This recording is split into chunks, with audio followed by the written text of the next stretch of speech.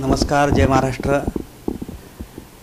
शिवसेना उद्धव बाळासाहेब ठाकरे पक्षाच्या उपनेत्या सन्माननीय अस्मिता गायकवाड यांचा एक अभिनव उपक्रम आपण सगळ्याला ज्ञात आहे, आपणाला माहिती आहे की अस्मिताताईंची वारी गुणीजनांच्या दारी।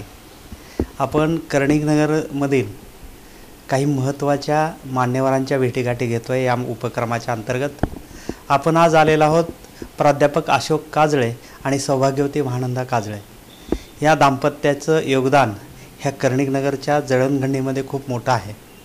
आदरणीय काजळे सर हे शासकीय तंत्रनिकेतनमध्ये प्राध्यापक म्हणून सेवेत होते, त्यानंतर ते सेवानिवृत्त झाले।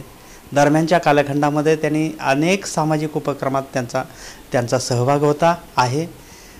आपणाला माहीत असेल, अलीकडच्या कालखंडातली ब्रह्मदेवदादा माने बँक या बँकेवरती व्हाईस चेअरमन म्हणून त्यावेळेचे ब्रह्मदेवदादा माने माजी आमदार स्वर्गीय त्यांच्या आधिपत्याखाली, त्यांच्या मार्गदर्शनाखाली खूप मोठे उपक्रम सोलापूरच्या पटलावरती त्यांनी केलेले आहेत, राबवलेले आहेत। आजही त्यांचं अनेक माध्यमातून नाव निघतं। त्याशिवाय ते उपक्रमशील प्राध्यापक म्हणून आपल्याला परिचय आहेत। अतिशय चाणक्य चतुर व्यक्तिमत्व म्हणून त्यांना ओळखलं जातं। त्याचबरोबर कर्णिकनगरमध्ये विशेष करून जी कर्णिकनगरचा विकास असेल, कर्णिकनगरची जडणघडण असेल, ह्या सगळ्या पातळीवरती त्यांचं काम अतिशय उल्लेखनीय आहे। याशिवाय आमच्या मनोरमा परिवार असेल, वैभवलक्ष्मी परिवार असेल, अस्मिता विजन परिवार असेल, या परिवाराशी देखील अतिशय त्यांचं नातं अतूट आहे। आमचे एक पालक म्हणून, मार्गदर्शक म्हणून आम्ही त्यांच्याकडे सातत्यानं पाहतो। अशा एक गुणी दाम्पत्याच्या घरी आपण आलेलो आहोत। आपण त्यांचा सन्मान ह्या निमित्तानं करणार आहोत। तत्पूर्वी आपण त्यांच्या जडणघडणीविषयी, त्यांच्या उपक्रमाविषयी थोडक्यात त्यांच्या शब्दात भावना ऐकवा आणि त्यांचा परिचय अस्मिताताईंची कसा आला याही भावना आपण अगदी 2 मिनिटात जाणून घेऊ आणि त्यानंतर त्यांचा सन्मान करूया। आज आमच्या दारी अस्मिताताई आलेत, ते आमच्या घरच्याच आहेत। त्यांच्या जडणघडणीत फार मोठा, कर्णिकनगरच्या जडणघडणीमध्ये त्यांचा फार मोठा सिंहाचा वाटा आहे। अत्यंत सुशिक्षित असं हे व्यक्तिमत्व आहे। आज विधानसभेत किंवा स्थानिक स्वराज्य संस्थांमध्ये अभ्यासू व्यक्तिमत्व असलेले फार थोडके आहेत।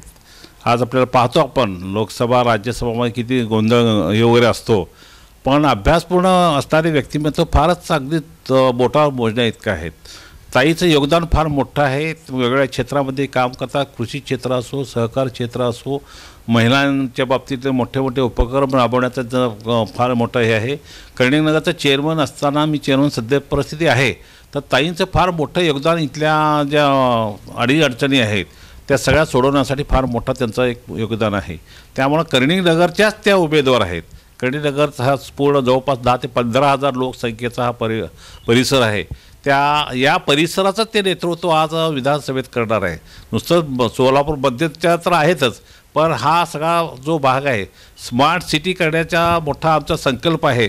त्याच्यात योगदान त्याचं द्यावं ह्याच्यानेच आम्ही त्यांच्या पाठीशी आहोत। बरेचसे प्रश्न हे कायम असंच असतात, काही गोष्टी आहेत त्या करण्याचा प्रयत्न तिने आत्तापर्यंत केलेला आणि यापुढेही करतील। कुठल्याही पदावर नसताना त्याने फार मोठं कामकाज केलेलं आहे। आज उभाटा उद्धव बाळासाहेब ठाकरेंच्या त्या उपनेत्या आहेत, एक म्हणजे त्यांच्यानंतर बाळासाहेब ठाकरेनंतरच नेक्स्ट हे पद आहे। हे आपल्या या भागाला मिळाले आमचं एक भाग्य समजतो आणि याच्या माध्यमातून आपल्याला बऱ्याचशा गोष्टी आपल्याला ह्या शहरात करायचं आहे। एकीकडे सोलापूर शहर 4थ्या नंबरचं होतं, दुर्दैवाने हा त्याचा नंबरच कुठं लागत नाही अशी परिस्थिती आहे। सगळ्या गोष्टी सोलापूरला अनुकूल असून रेल्वेचा जाळा आहे, पाण्या मुबलक आहे, सगळ्या मॅनपॉवर आहे, सगळ्या गोष्टी असूनसुद्धा आज आपण मागे का पडलो चा प्रश्न आज सगळ्यांना हे पडलेला आहे। म्हणून एक चांगला असं व्यक्तिमत्व, सुशिक्षित आणि अभ्यासू व्यक्तिमत्व हे आपल्या शहरासाठी आणि प्रतिनिधित्व करण्यासाठी आपल्याला विधानसभेत पाठवण्याची आपल्या सर्वांची एक कळकळ आहे। कुठला पक्ष कुठलं काय नसून एक व्यक्तिमत्व ते अत्यंत असं आहे, एक कवयित्री असं मन आहे, त्यांचं मन आहे।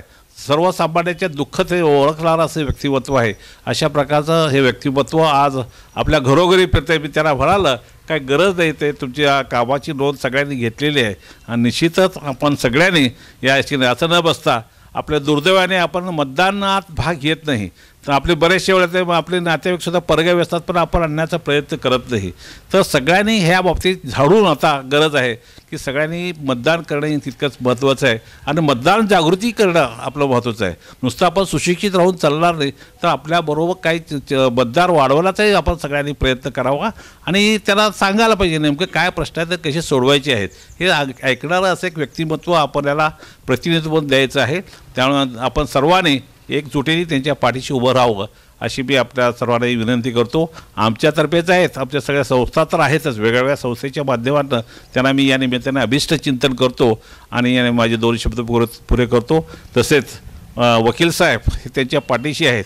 आम्ही असं नेहमी ठेवलं आहे, पर्याय ठेवलं आहे, ताई नाही तर वकील साहेबांना काहीतरी आहे आणि हे एकाच्याने आपण वेगळ्या त्याला वर पाठवूया आणि वकील साहेबाला हा पर्याय आपण एक पाठवूया असा एक आम्ही संकल्प ठेवलेला आहे. कारण त्यांचंही कर्तृत्व त्यांचं फार मोठं आहे.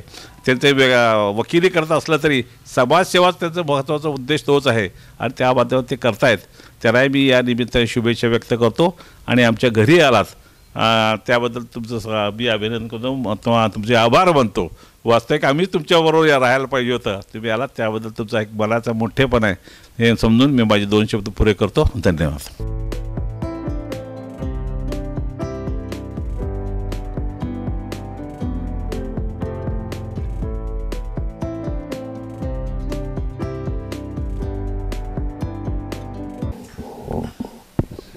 आज माझी वारी आज काजळे सरांच्या दारी आलेली आहे. काजळे सर आणि आमच्या महानंदताई काजळे वहिनी हे दोघंही मला एक माझं कुटुंब आहेत आणि त्यामुळं या सगळ्यांचे आशीर्वाद घेऊनच पुढच्या कार्याला निघायचं असा संकल्प माझा आहे आणि यामुळंच गुणीजनांचे आशीर्वाद घेणं, त्यांच्याशी संवाद साधणं हा या माझ्या वारीचा महत्त्वाचा असा टप्पा राहिलेला आहे, महत्त्वाचा संकल्प राहिलेला आहे आणि या संकल्पातूनच मी या घरी आलेली आहे. मी जेव्हा पहिल्यांदा नगरसेविका झाले तेव्हा या कुटुंबानी आदरणीय सर आहेत, वहिनी आहेत, हे सातत्याने माझ्या पाठीशी राहिले आणि त्यामुळंच मी नगरसेविका म्हणून चांगलं काम करू शकले. त्यावेळेस पण चांगलं मार्गदर्शन मला सरांचं झालेलं आहे. आज ब्रह्मदेव दादा माने बँकेमध्ये ते आज व्हाईस चेअरमन होते, त्याचबरोबर कर्णिक नगरचे ते सतत चेअरमन राहिलेले आहेत. सामाजिक कार्यात ते सतत अग्रेसर आहेत आणि वहिनीसुद्धा वैभवलक्ष्मी पतसंस्थेच्या उपाध्यक्षा राहिल्या आहेत, सचिव राहिल्यात, संचालिका अनेक वर्ष आहेत. या माध्यमातून त्याचबरोबर त्यांचं महिला मंडळ खूप मोठं आहे. तर असं या पतीपत्नींचा एक चांगला प्रवास संपूर्ण समाजासाठी सामाजिक कार्यासाठी त्यांनी स्वतःला वाहून घेतलेला आहे. तर त्यामुळे या दोघांचाही मला सार्थ अभिमान आहे. मी या आई तुळजाभवानीचरणी प्रार्थना करते की या दोघांनाही दीर्घायुष्य लाभू दे, त्याचबरोबर सुख, शांती, समाधान, ऐश्वर्य आणि त्यांना जे जे हवं ते सर्व मिळू दे अशी मी आई तुळजाभवानीचरणी प्रार्थना करते. दोघांनाही मी पुढच्या संपूर्ण त्यांच्या आयुष्यासाठी सुयश चिंतिते. धन्यवाद.